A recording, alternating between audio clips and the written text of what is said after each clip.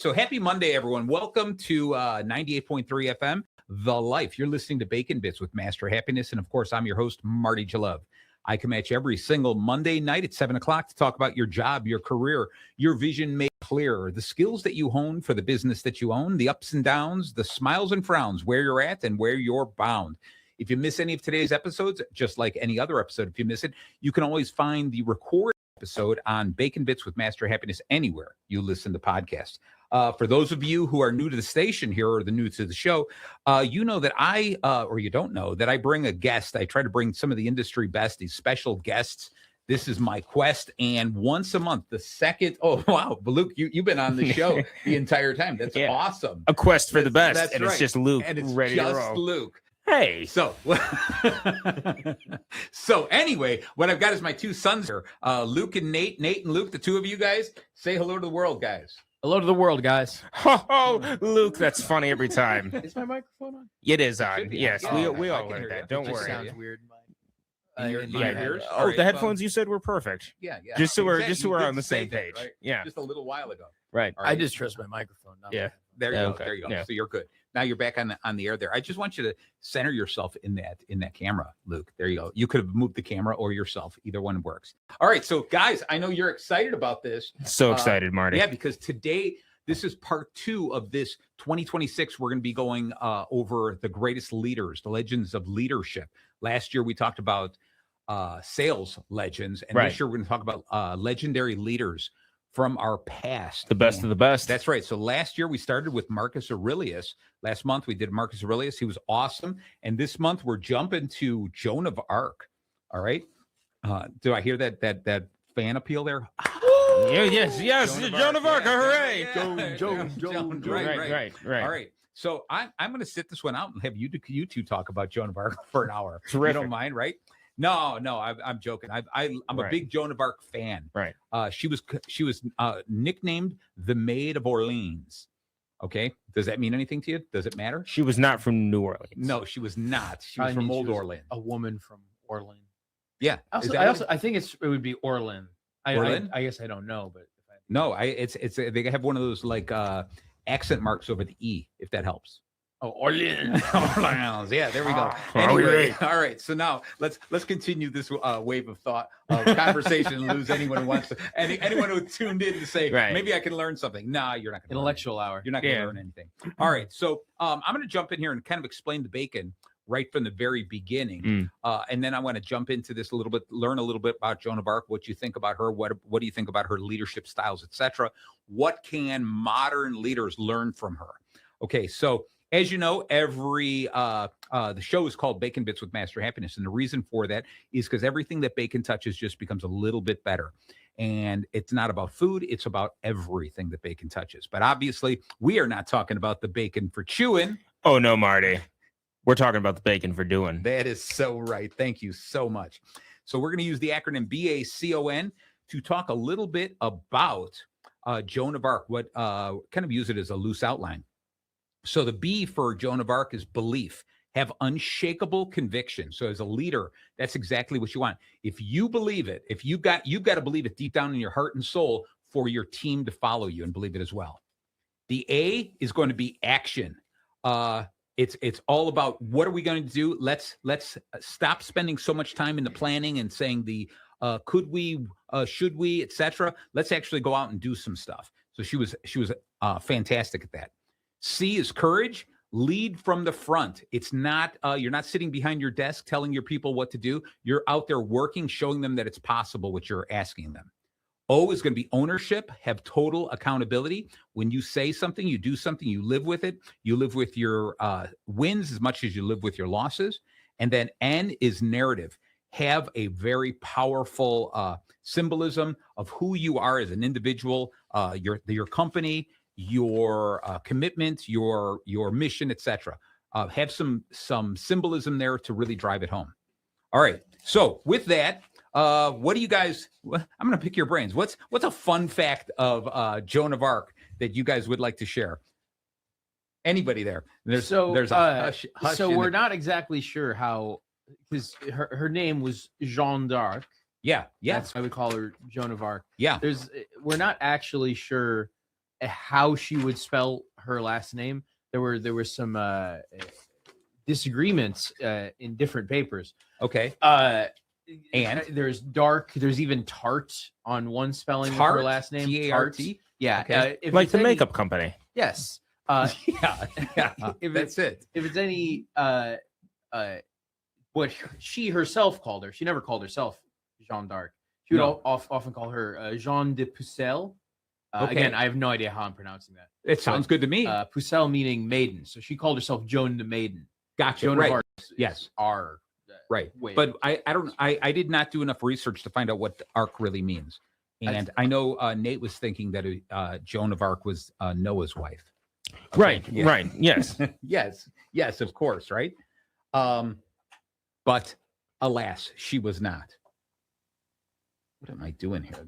We're switching. There we go. You're doing great, Marty. I mean, Yeah. for me, one of the most Yeah, interesting there you go. things is that Thank she you. didn't know how to read, Yes. which is Well, I don't know. Back in the day, how many books did they have back then? right. And I mean, again, it was a different time, and given her gender, like it's not that surprising that she didn't. However, the idea that you can be a strong leader or influence those around you without maybe the academic knowledge or that, I mean, it really speaks to that. Sometimes there's a piece of leadership that is just instinctual and basing yourself on your surroundings and everything like that. Like, yes, it's good to have, intellect and academics and everything like that, but there's also a part of leadership that is just natural. Some people are born to be leaders, and she was somebody that was born to be a leader. She didn't have all this professional training, and she was still able to command just incredible forces and inspire everybody around her. I love that. I love the correlation there. You're right, because aside from her being illiterate as far as not being able to read, she was known to be extremely articulate, though. Right. She was a great speaker. And I love the idea that what you're saying here is too often what we do is we rely on certain things. We expect certain things of our leaders, and that she never let anything like that stop her. Okay.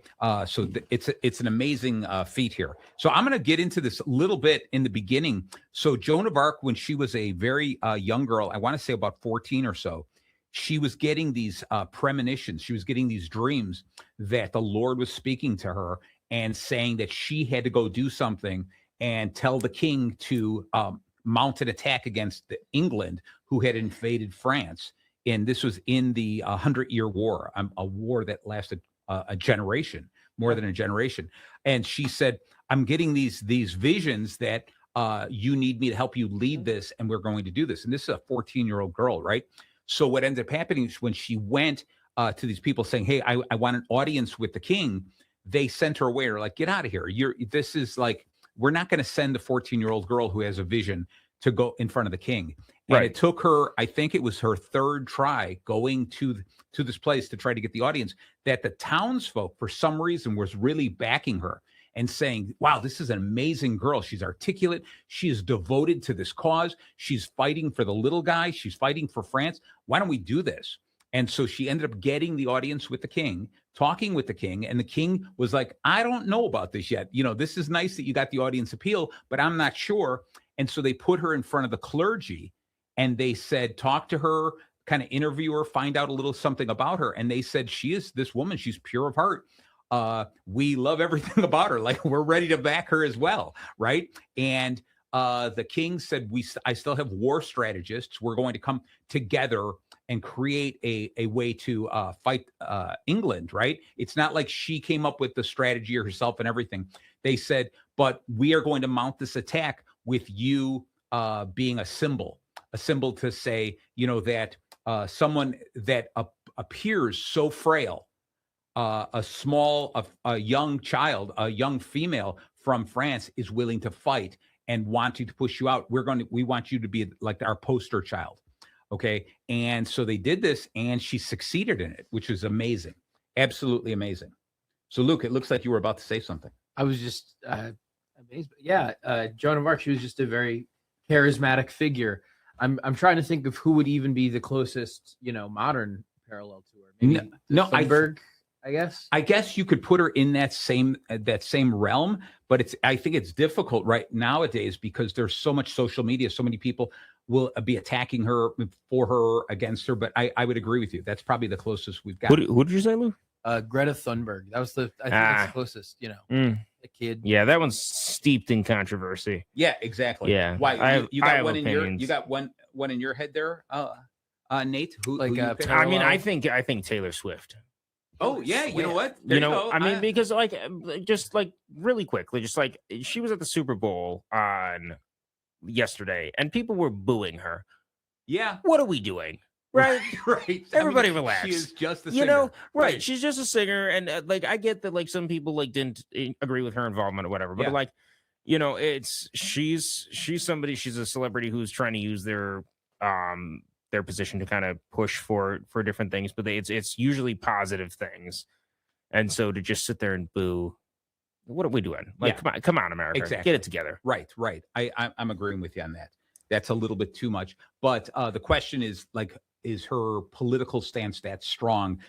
She's definitely got the following. Right. So she's got this, but what was her calling? When we look back at Joan of Arc, what we know of her was she got the calling first, and then she got the fame. Right. To say, this is what I truly believe has to happen. And it's difficult to say, even nowadays, we would look back at that and say she was wrong. She was trying to say, I want to free France from English invasion. Right. So it would be really interesting to say, yeah, I like that idea. Is there anyone there? I want to see you guys fight it out. We'll do a debate one time between you, Greta Thunberg versus Taylor Swift. Right. All I'm saying is Joan of Arc never shacked up with some top tier jouster of her day. That's where we'll leave it. The jouster would be lucky to be with Joan of Arc. Well, you know what? I don't know about that. I'm just saying that during her heyday, she was only 17. Right. So, all right. So with that, I want to get into this a little bit about how we use what we know about her. And I'm sure you guys got some facts that we'll throw in there now and then. But we're talking about a time back then. It was about 1429. It was the siege of Orleans. All right. And she was she was making a stance. This whole idea, by the time it turned into 1431, I'm looking through my notes here, where she finally was able to become that force, that unshakable force. That imagine. Let me ask you guys this: what would it take for you to follow a relative no one? I mean, she was a young girl, did not come from royalty. She was her family were peasant farmers, right? And she just came out and believed in something so strong. Do you think that it was just that she was able to articulate a message that stirred us deep inside? Or what do you think her power was that got people to follow her and say, yes, I'm willing to fight and follow behind you? I think that something that's important to note is that inherently, most people want to have a cause to rally behind. They want to follow something, right? You have your core group of people who want to be the leader and they want to be the one kind of leading the charge, but most people want somebody else to do their thinking for them. And so if you have somebody who feels passionately about something and can articulate in a way that can relate to the way people feel, you can see them draw a mass following. And I mean, there's a young gentleman from Austria who did that very well a few years back. And it's not to draw any parallels between him and Joan of Arc, but when people are fighting something and somebody can articulate the way they are feeling, it does not take much to rally behind them. And it really depends on the person who is doing it. And if they are charismatic enough, if they are articulate enough, that you can bring the people behind you. And people are kind of like bison. And I don't mean this in a bad way, but it's like, as a group, kind of the group mind can be, if you see people moving, people want to conform. They want to go with the way people are feeling around them. And so it's as a leader, you have to remember that you have that power, that if you are charismatic enough and strong spoken enough, you can really make a difference in the people around you. And so for me, it's not that much of a mystery. People were hurting. People were angry against the English. They all that. And so for somebody to step up and speak, a lot of people, it's easy for them to rally around somebody when they have that passion, that commitment, and that confidence. I love it. I was going to say, as I'm flipping it back to me through Luke. All right. I was going to say it's like that snowball effect. Right. You're absolutely right. I have a feeling I don't want to fight it by myself, but when it's easy for me to rally behind a group. Right. Okay. There is some kind of a psychological phenomena about this whole idea that they did this test at the DMV. All right. And what they do is they have 2 windows open to do the same service at the driver's motor vehicle service, right? And what they do is they have a bunch of people stand in one line and no one stand in the other line. And people inherently don't go to the empty line because they feel there's got to be something wrong with it. They go to the full line because they feel like, well, those people, the group intellect must be greater than my own. Yeah. Everyone's waiting in that line. That must be the correct line. And I mean, just think about it, right? If you're ever somewhere and a fire alarm goes off, Yep. what is the first thing that happens? Everybody starts looking at each other, Yeah. waiting for the first person to make a move. If you have 2 or 3 people flinch and start moving quickly, Everyone's going to follow them. everyone's going to follow them. Yeah.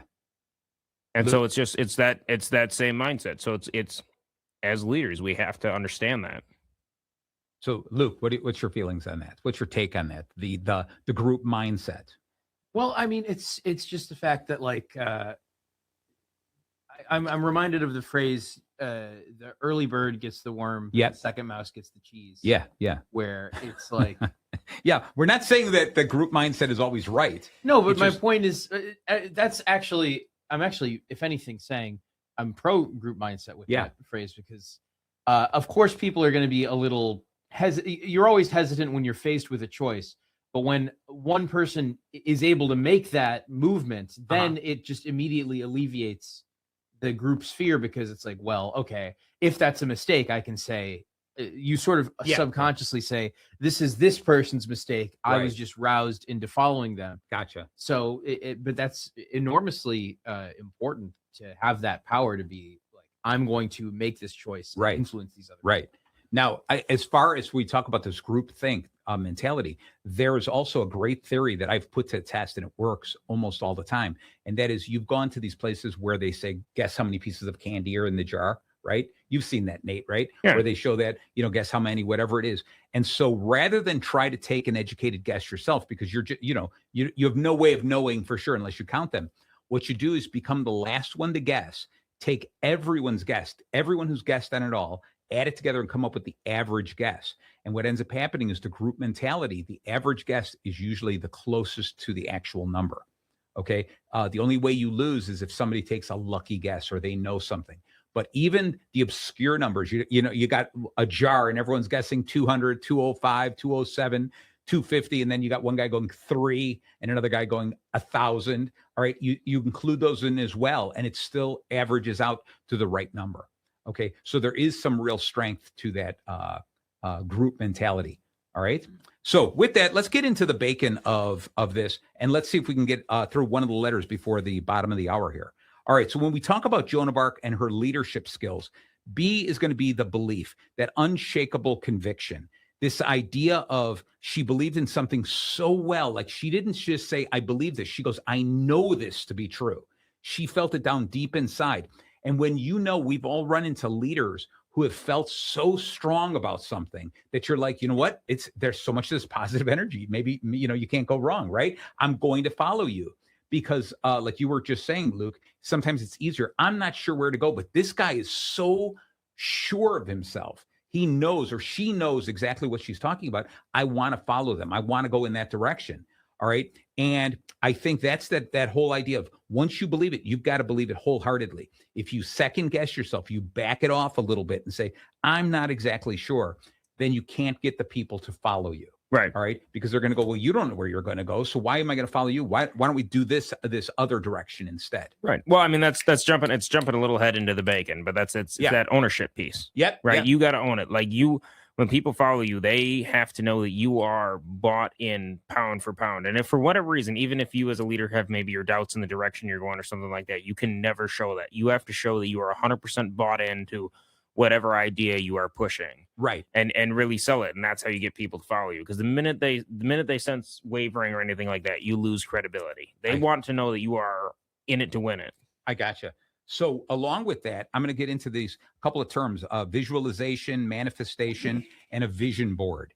Okay. These kinds of things. So visualization is one of these things that kind of falls along the lines of a self-fulfilling prophecy that I think it was Michael Jordan used to really talk about it so much, right? But they used to do these tests, even in college basketball, where they would take one team versus another team of equal ability. And they would tell one team, go out on the court and just practice free throw shots. Just stand there and keep practicing. They would tell the other team, don't practice free throw shots. Instead, just visualize making the shot one after another and never missing. A lot of swishes, just one after another, constantly doing it.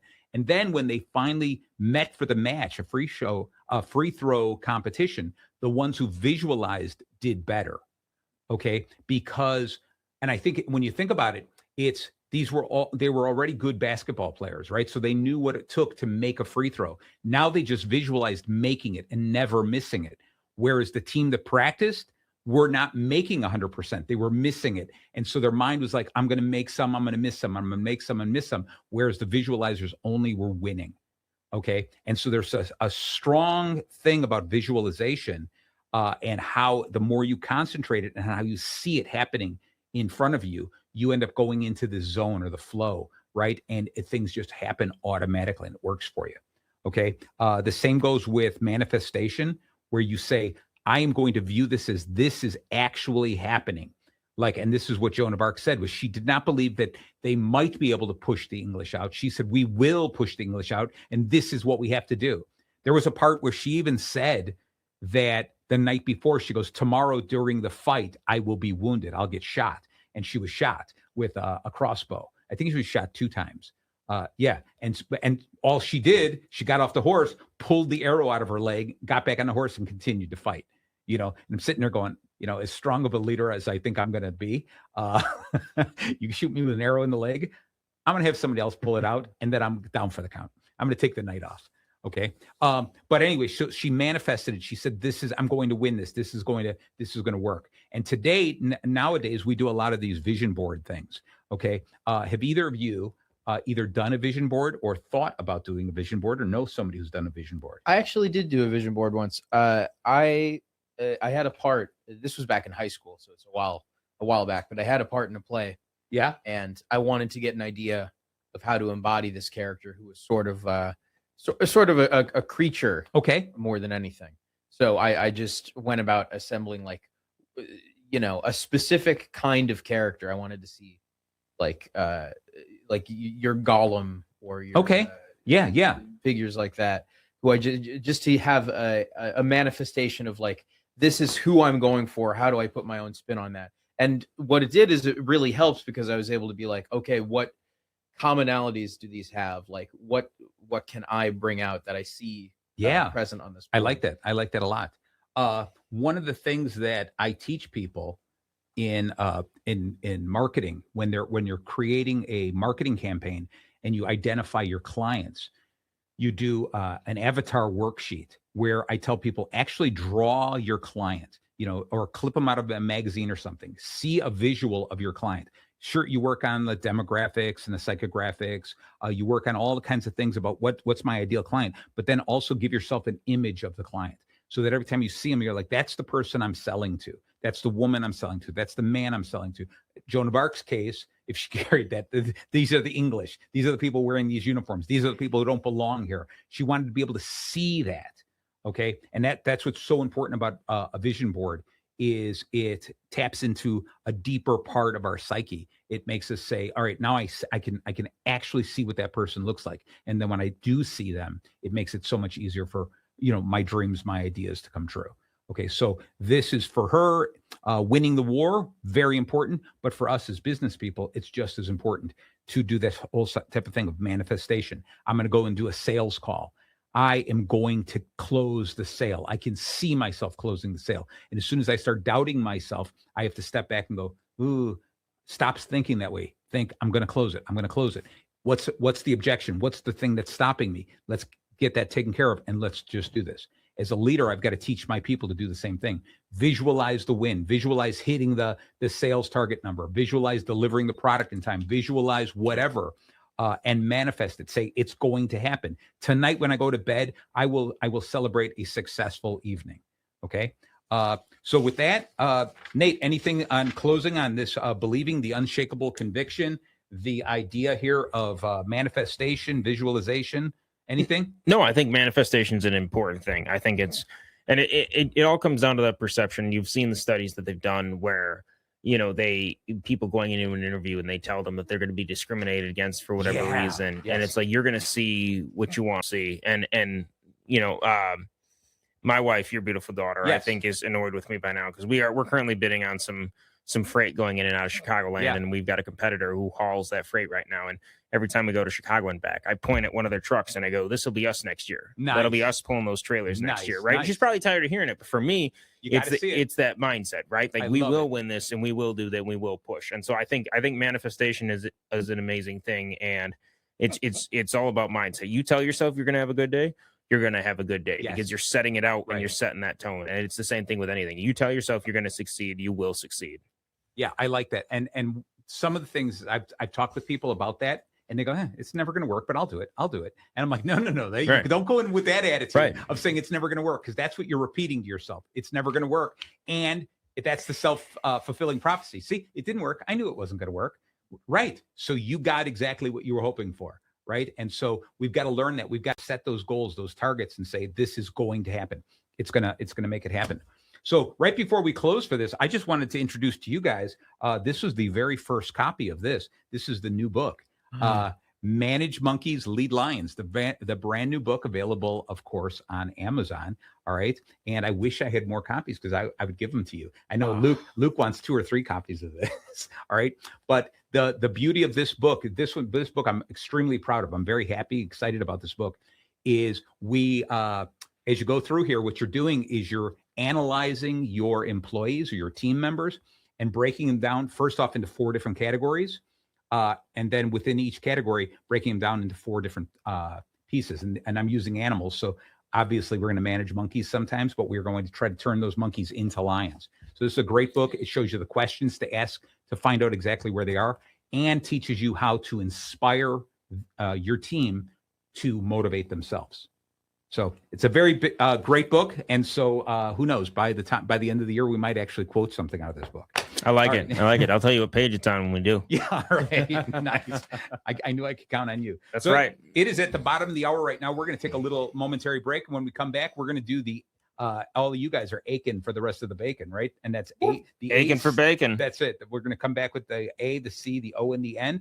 We're talking about Joan of Arc. I am here, Marty Jalove, to host the Bacon Bits with my 2 boys, Luke and Nate. So do not go away. Thank you so very, very much.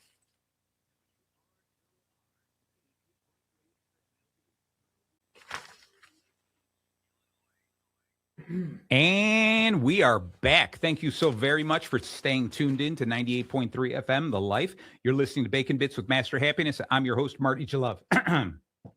I am here with my boys, Luke and Nate and Luke. All of them are right here. And we are talking about the leadership skills, the things we can learn from Joan of Arc today. This is going to be a 12-part series if we make it through the entire year. Every second Monday of the month. Last month we did... who did we do? Marcus Aurelius. And this month we're doing Joan of Arc. So far we talked a little bit about how to be a great leader. Following Joan of Arc's rule of thumb here is definitely going to be belief. Once you've got to really truly believe in your quest, your goals, etc., in order to get your team to follow. The next we're going to go with in the bacon is A, is action. It's a bias towards execution. All right. In other words, you've just got to say, we're not going to hold off. We're just going to attack. Once we've got a plan, execute it. Go for it. So you guys, have you ever worked for a manager, a leader, a team leader, a coach, or anything like that you felt like maybe jumped the gun too soon, or just took their time, spending more time talking about it rather than actually doing it? And if you haven't, go ahead and make up a story. Yes. I had a situation where, we were entering the slow season. Okay. So this manager I had, it became apparent that it would behoove them to cut hours down. Okay. but they were very reluctant to do so for pretty admirable reasons. They just didn't want to cut their employees' hours. I thought That's that's cool. more than Sure. fair. But they were so hesitant on it, so reluctant, so like, no, we're going to get business back, we're going to be fine, that it did hurt them in the end because, the projections were accurate. Right. Cutting hours was for the right call. And in the end, they're down on their labor. And it's okay. not like cutting the hours like hurt any of us. It was just, it was a fact of life and it had to happen. Yeah, it had to I think happen. that's okay. But did they take a long time to finally make the decision? That's what I'm saying. They Yeah, waited too long, Yeah. so it came at a cost to the goals they were trying to meet. Gotcha. So they were trying to fix everything, but it didn't end up working out for them. I hear you. The hours still got cut in the end. So Yeah. Nate, you got anything to add to that? Anything that you've seen? Like, how about for yourself, Nate, as a leader? Have you found yourself sometimes going, let's just stop thinking about it and let's just do it. If it's wrong, we can change it. Anything like that? I find myself in that quite a bit. That is one area that I am aiming to grow as a leader. Is I'm very much a doer, right? And so there's times where I will just get an idea in my head and I'll run it through 2, maybe 3 scenarios and then execute, right? And I've got the mindset of, if it doesn't work, we'll monitor it closely, we'll pivot, and if it doesn't work, right? Right. Make a change. Yep. And so it hasn't burned me yet, but it's been very interesting because my wife is very different, right? She runs a calculation about 80,000 different scenarios in her head. So when she brings something to the table, it's usually very well thought out and all that. So just even in our life, as we're kind of talking through things, or when she brings up a challenge to me and I just start spitballing ideas, I'm like, well, what about this? And she's like, yes, but that won't because of X, Y, Z. Or I'll be like, what about this? And she's like, well, yes, because that'll work because of this. And it's such a higher level. So it's actually made me want to take just a little bit more time to take that step back and look at, digging a little bit deeper, because I'm a man of action, right? I'll run 2 or 3 scenarios in my head. If it works for 2 out of 3, we're going for it, and we will learn along the way. Right. So, the one that rings clear in my head all the time on this one was I worked for a company. We were making, I was doing graphic design. I was in charge of that team, and we were putting together a catalog. And so we would meet together, a group of 8 people, different team leads, different departments in the company, and we would analyze page by page and just dig through it. And you got 8 different opinions, and people would say, this needs a comma here. Or can you move that word over here? Can you justify this text? Can you make that picture a little bigger? All the kind of stuff that is, I don't mind when somebody says there's typos in here, fix this, or that's incorrect information. But everyone felt like they had to say something. Everyone felt like their worth wasn't there unless they added something. And sometimes you got to learn, sometimes some discussions don't need an extra opinion. Right. And you would get people going, I think you should capitalize that letter. Another person goes, I think you should not. And then it was like, oh my gosh, how long is this going to take? And we would go through this. It would take us longer to proofread the catalog than to actually produce the catalog. All right. And so I think sometimes you just had to let it go. And this is a printed piece that if we made a mistake, it's out there permanently, that you can't change. Okay. But I still feel there's ways to let these things go a little bit quicker. There's a term called analysis paralysis. Okay, that what ends up happening is you continue to give yourself too many options, and before you know it, you paralyze and you stop and you're like, I don't know what I'm supposed to do. You got to narrow it down to 2 options. Get it down to 3, and then say, out of the 3, which is the first one we can pull out, and out of the 2, which was the direction we got to go in. And if a good leader has got to be able to do that. If a good leader is standing there in front of his team going, I'm not sure what we're supposed to do. What do you guys think? What do you guys think? It's going to be very difficult to get them to follow you if you chose our direction by the flip of a coin, right? So we don't want to do that. We really want to go this. So our lesson here with this action from Joan of Arc is stop waiting for the perfect condition. They don't exist, right? Leaders move. They create momentum by taking the first step. Then what is next? Are you planning? Are you planning and planning and planning, or are you doing? Leaders do stuff, okay? So that's what's really important there. All right, so we're going to get into C, which is the important one here, is courage. Lead from the front, right? And I have always been that type of a leader that I never ask anyone to do something that I wouldn't do myself. I try to surround myself with people who are better than me at certain things, Okay. And I say, but if I need to, if something happens that you disappear, I can jump in. Maybe I'm not as good as you at that, but I'm not afraid to not jump in. Right. And so, Luke, when you think of yourself later in life, let's say, and you're leading a team, or even when you've written sketches for the stage where you've had to play the lead role, how do you feel about that? Are you the type of person who's like, I'm going to lead up, I'm going to be in the front, or is it, here's what you got to do, good luck, and you run away? It's interesting because I think in many ways it depends on the exact situation. Okay. Because in a sketch situation, a lot of times you're working with people who you want to give the opportunity, yes, to show what you're good at.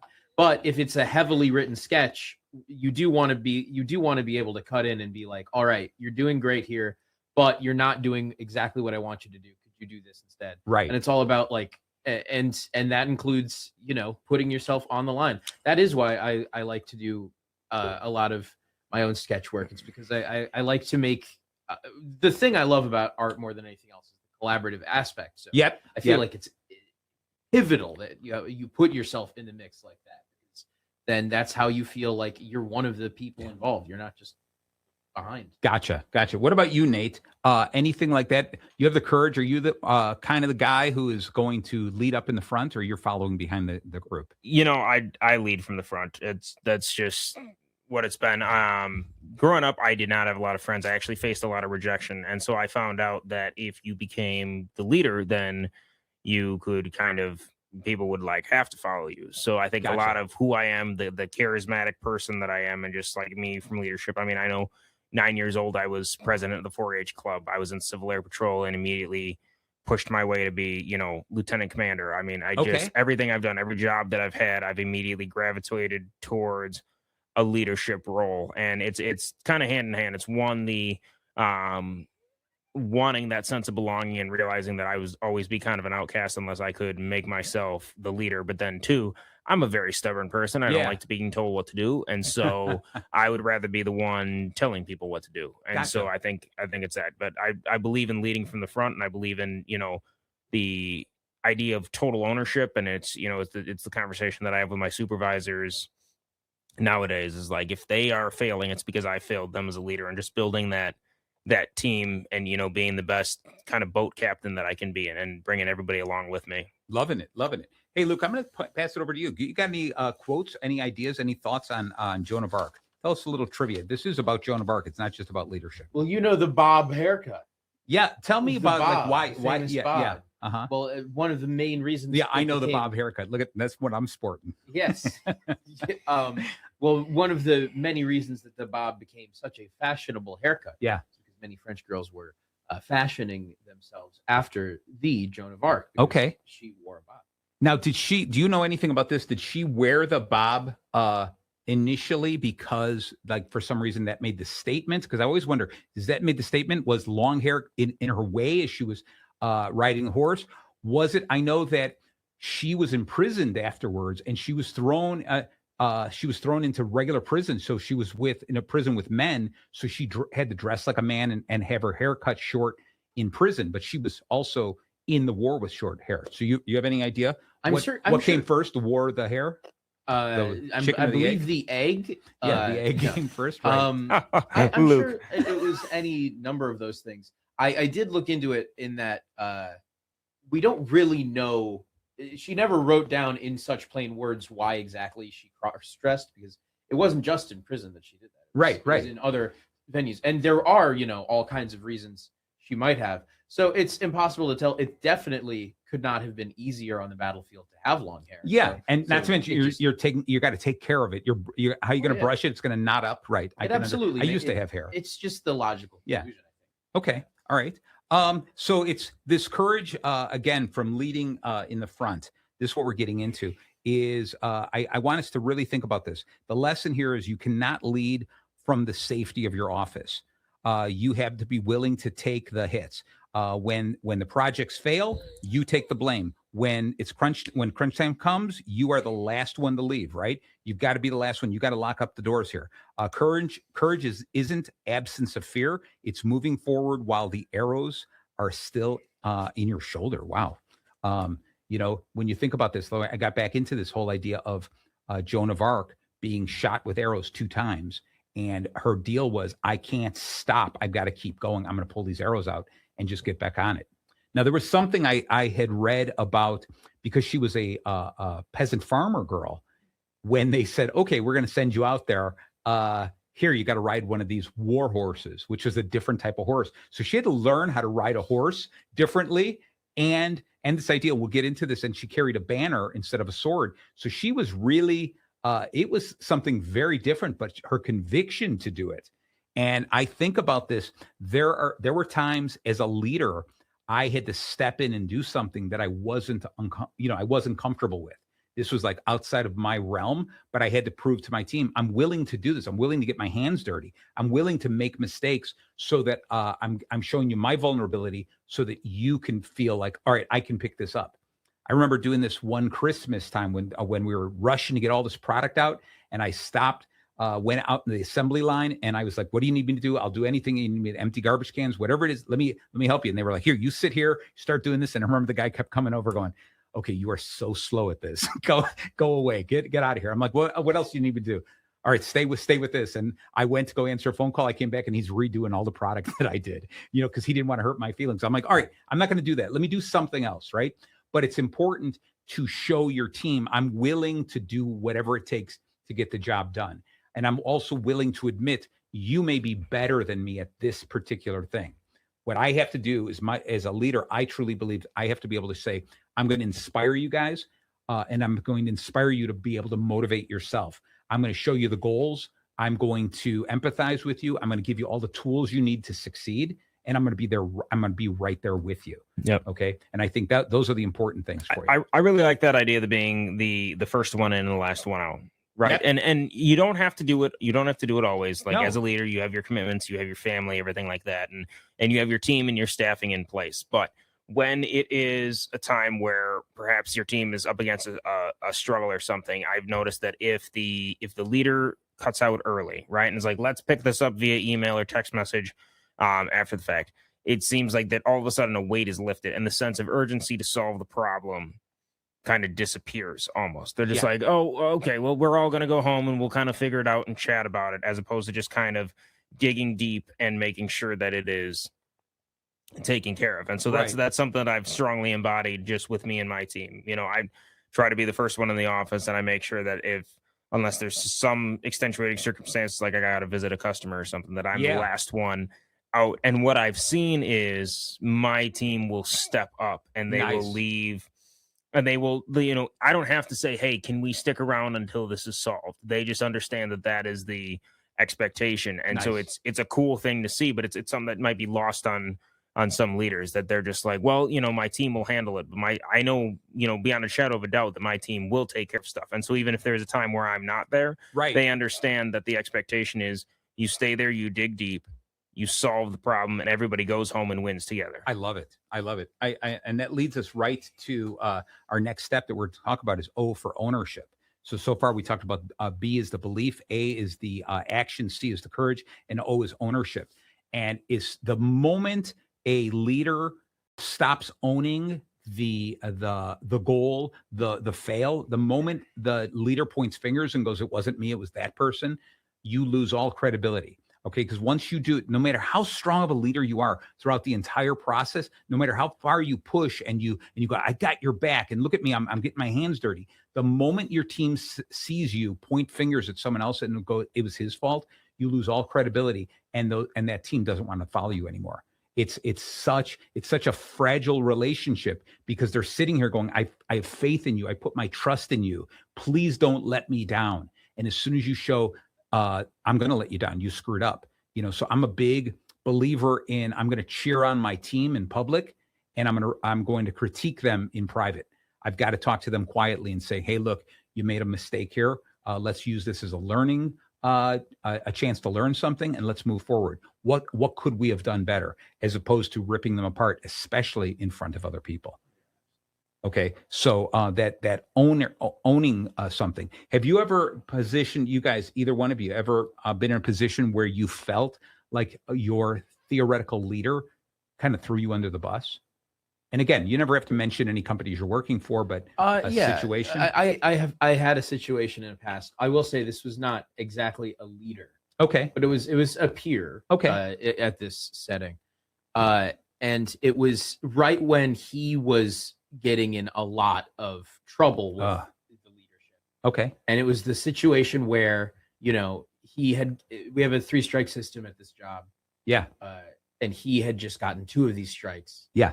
So, And so he does the classic thing where instead of, bucking up and trying to fix his attitude, he goes, well, did you know that person X did this? And, Luke did that. Wow. And it's like, and it's the kind of thing where even the person he told this to was like, I'm not taking any of this seriously because I know that if it actually mattered to this person, they would have brought it up when it happened. Right. And not the second that things got bad for them. Yeah. Good point. And it really shows you, who your friends are. So it's but absolutely. I like the way that your the leader, your manager there handled it too. And being able to say, I'm not going to fall for that. I'm not going to get sucked into that and blame someone else for your shortcomings. So that's really important. That's great. What about you? Any stories over there on ownership, either for or against, that you can think of there, Nate? I think it's kind of it's that leading from the front piece. It's that ownership piece. I remember we had gotten a new head of operations that had just started for us, and we'd shuffled through a couple of them. And I remember the previous one of our operations managers was out, and we had a slide deck presentation we had to do, and it was a company-wide presentation, and we were going through the slides, and that ops manager slide came up, and the head of ops said, well, they didn't update their slide, so I'm not going to speak to it. So we just kept kind of on going. And I remember checking right before the meeting, because I was the one running the meeting, and the manager told me, hey, my slide's updated. The head of ops is going to speak to it. Okay. Right. So afterwards, I kind of cornered the head of ops, and I was like, hey, why did you not speak to that? Yeah. And they said, well, I didn't really understand the material, so I wasn't comfortable. And I said, okay, but you said they did not have their slide updated. Oh. And so you made them look bad. Really passing the buck there. Right. And so I just remember thinking in that moment, like, wow, this is somebody that I will never I will never follow, right? Yeah. You can't trust them. Long story short, they didn't last very long with the company, but it kind of left a bit of a bad taste in my mouth, because I was like, okay, like if this is the type of leadership that I'm going to be dealing with, I like, that's not somebody that I'm going to follow. And because I remember even telling him, I said, if that was my slide and it's updated, I expect you to speak. Do not say that I don't have my stuff done, much like you just did there. And so kind of fast forward, we hired a new head of operations. And I remember it was maybe their 3rd or 4th day on the job. And they showed up. It was 4 a.m. Yeah. And they came walking in, and they had cleaning supplies for the bathroom, and they went in and they ended up actually scrubbing the toilet and part of the bathroom. And they said, I just noticed that it was really dirty in there, and something I've always believed in is clean bathrooms in a place of work. And I was like, this is somebody that I can get behind, because they are going to take ownership of every level of it, and they're not afraid to kind of go and do something that a lot of people are like, we've got people for that. Right. And so it was such a stark contrast. There you go. In leadership. And I was like, that is the type of leader that I want to be, taking complete ownership of the operation, from the toilets to the high level calls and everything in between. And so just that ownership piece is the most important thing than anything else. I love it. I love it so much. All right. So with this, with the ownership here, our lesson here is great leaders don't pass the buck, which is a perfect example you just gave. They own the mission, they own the mistakes, and they own the morale. When you take total ownership, you stop looking for excuses and start looking for solutions. That's what it comes down to. And you just think about that. Just the way that I read that right there is, if somebody stood like that, I would want to make sure I am pleasing that person. I'm going to live up to their idea of my worth. I'm going to really fight for them. I don't know if I'm going to fight the English and try to chase them out of France, but I'm willing to do something. All right. And of course, that's going to bring us to end, the last one of the bacon here. And that is the narrative, the power of the symbol. And so, Luke, tell us a little, you got any information on the symbol that Joan of Arc swung around? Anything? That's all right. I like throwing you under. I like throwing you under the bus. I'm the leader. Well, I Yeah. thought I knew what you were talking about, All but right. then you said the symbol. Yeah, she or was what do carrying you around. what do you have? Tell us what Well, you were you were talking talking about. about narrative. Yeah. I was thinking about, it's such a compelling story. Yes. The Joan of Arc story. I think that's part of what made her such a magnetic presence. Yeah. For the French was like not only a girl, which was very uncommon at the time Yeah. for a woman to take charge, but such a young girl, such a youth. Right. To have such clarity, such purpose. It helped, especially that, her message was one of piety, the fact that it was coming from such a source of like textbook innocence. This Yes. young girl. Yes. It was perfect, and that is a lot. Like I'm trying to think of how you would apply that to your business, the listener. So parade yourself around as a little girl, obviously. No, but it depends on what your mission is. Right. It really depends on what your core values are. What are you trying to drive home? She was saying that the English are coming in here and attacking us, the weakest of us. But the weakest of us are going to stand up and fight. We are not going to take it. And so when you think about it from a military standpoint, to have someone like that and saying, you're willing to do this because you're an incredible symbol for this, right? I know she wore white because she really wanted to stand out. And the banner and the idea that she held a banner and not a sword and saying, I'm going into battle. I don't have a weapon to protect myself. I'm not going to kill anyone, because she was very, very religious there. But she's carrying the banner to say, this is our banner of freedom. And I believe the banner was like a sword and the crown. It was like, we're going to fight for our crown. Okay. And it was that. And the idea of one of the reasons they said that her wearing white was so important was when she did get shot, her white uniform was then splattered with blood, and everyone could see her and go, she is not stopping. How do I stop when my leader here is doing this? She's up in front waving this banner. Yet that's our rally cry. That's our logo. It's our motto, everything there. And she's up in front saying, I'm not afraid of getting hurt because this is what I believe in. That's the whole thing. And so then people continued to say it wasn't just this little girl. It was what she stood for. It was the emblem she held up in front of us, and that's why so many businesses do have logos and mottos and catchphrases, because people, there's very few companies that people fight for and they say, I'm fighting for the person. Like Apple, everyone was like, it was Steve Jobs. But he has a lifespan, obviously, right? So why do we keep buying Apple? It's because of the mission, the meaning of that goes behind Apple. It's knowing the logo. It's all of that kind of stuff. And so you sit here and going, normal people other than you, Luke, buy things based on the brand, right? So what ends up happening is you sit here going, Nate, what do you have a brand? I'm going to bring that up again. A brand that you follow, like a Nike gym shoe or something like that? I mean, I've got different ones, Yeah. like As Sam, you're wearing like the Sam- Quick Trip, right? Yeah, hat. yes, no, Yeah. no. But I think that Quick Trip is a great brand. I mean, they have clean bathrooms, they have Nice. great convenience stores. They take good care of their employees. If you go in there and you see Quick Trip employees, and I'll just pick on like Speedway or somebody else, but if you go into any other major gas station chain, and you look at and kind of compare and contrast to what Quick Trip is, something that's cool that I like that they did is there is a phone number on the wall in the bathroom, and it says, if there's an issue with this bathroom, please call this number. And that Wow. goes to the owner of Quick Trip. Really? And so if he gets a call about a bathroom being unclean, Yeah.